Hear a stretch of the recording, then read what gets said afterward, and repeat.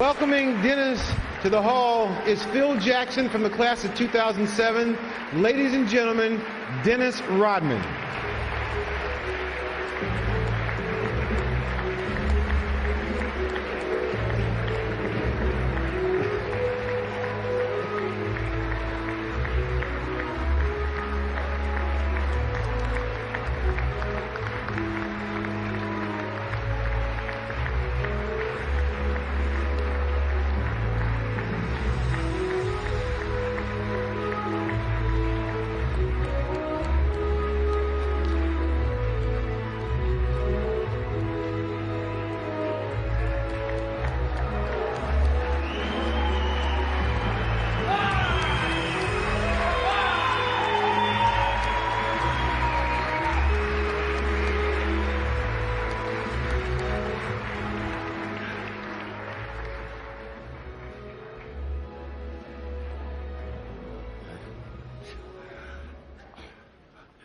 No, hold on.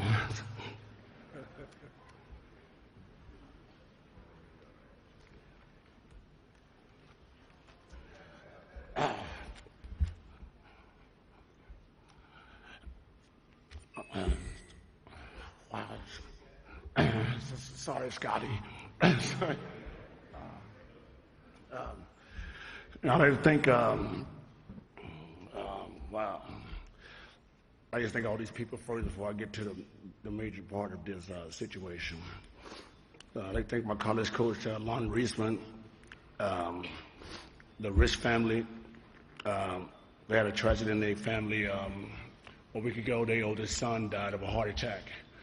And that's a family that raised me in Oklahoma, and I'm sorry that I couldn't be there. I'd like to thank Frank from Ocean Manor, great friend, thank you.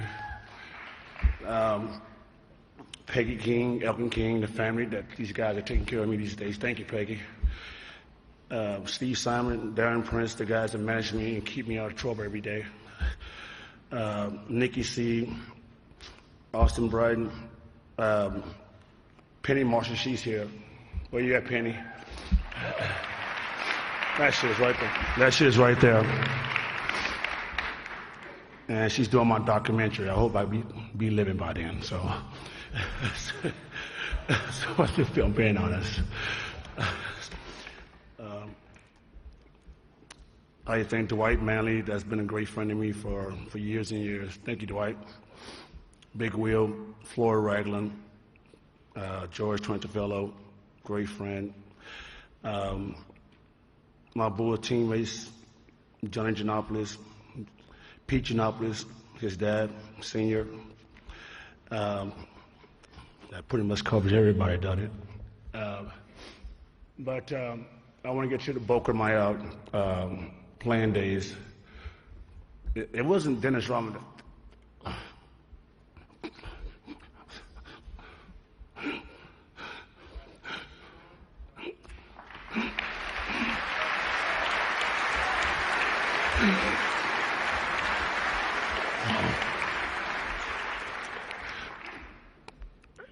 It wasn't me that.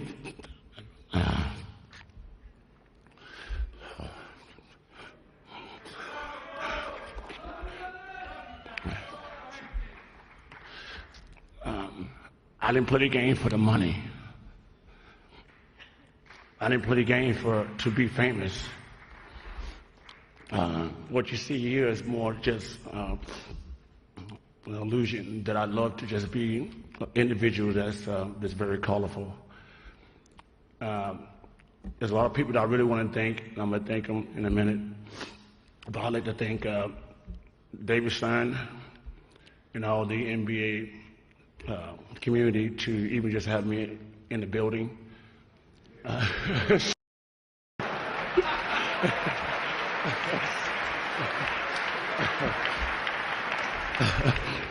Sorry about that.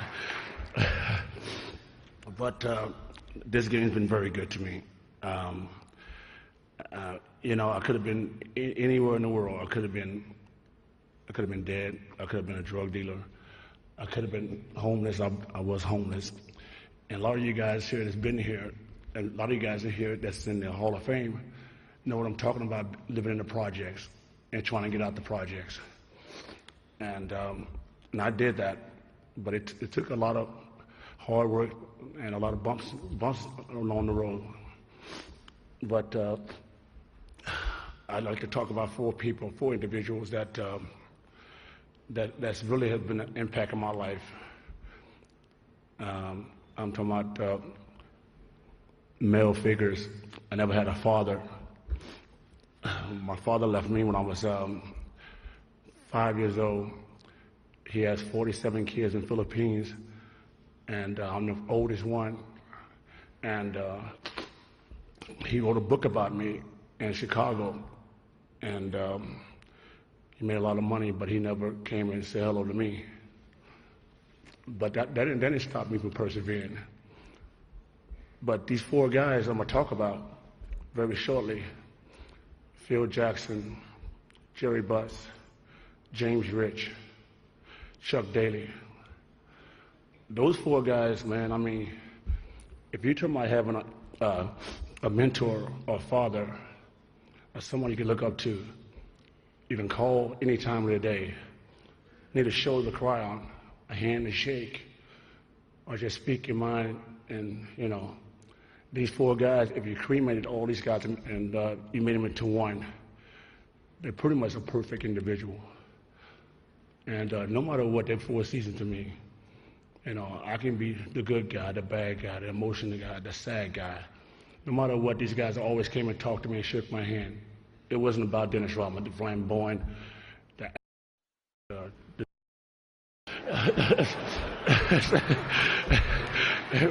it wasn't about that.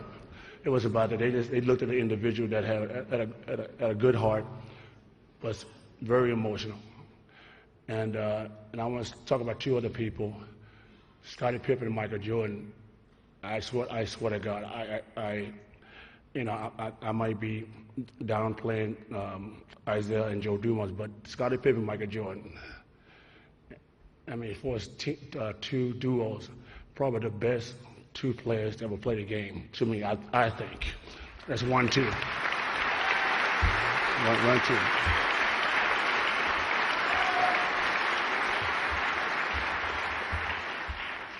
1-2. And you know, this guy here, you know, Phil Jackson asked me to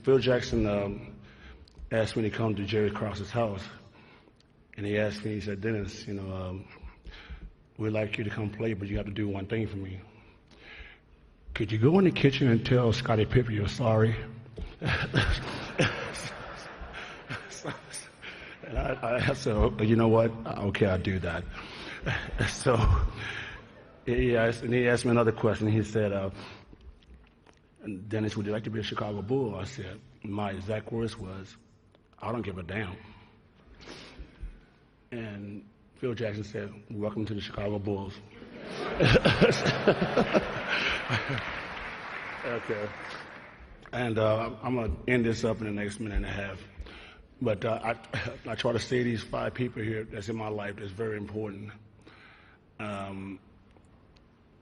My wife there, Michelle, has put up with a lot of crap for me.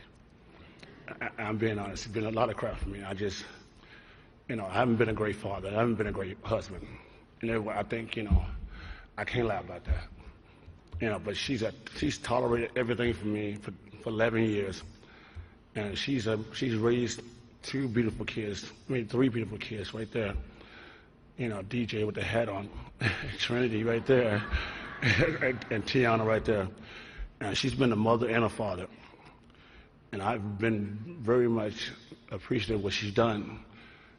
And I just wish, you know, anyone say you have any regrets in your career being a basketball player, I said, I have one regret. I wish I was a better father.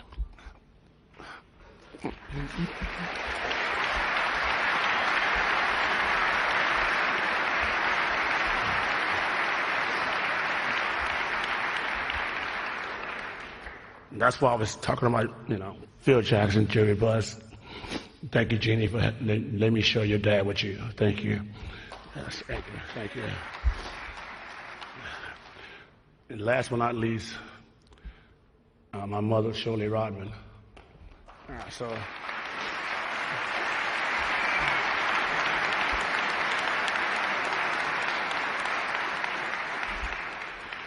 I would love to set the record straight. I'm sorry they have to be on this main stage here.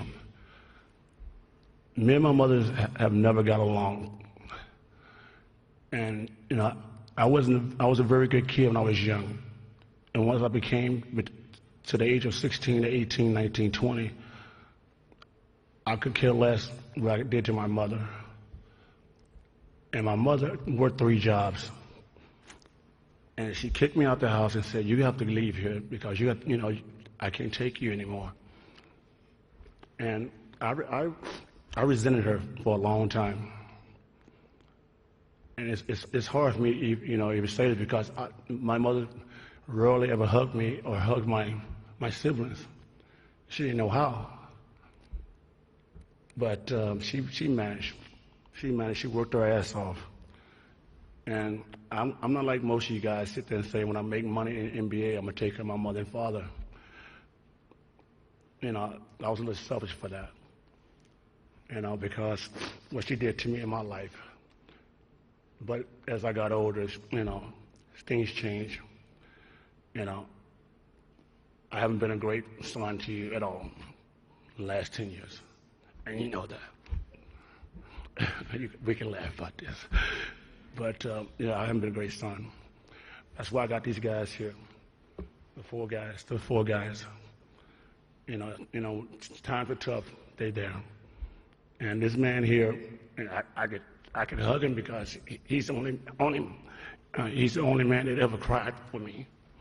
Because I was really burning both ends of that camera for a long time. And that's the reason why that I'm surprised I'm still here. And everyone knows that. But I'd like to set the record straight just for the time being, and maybe hopefully that in the future that I can actually try to be somewhat of a good individual and a good father to my kids. And hopefully that I can love you like I used to when I was born. And thank you guys.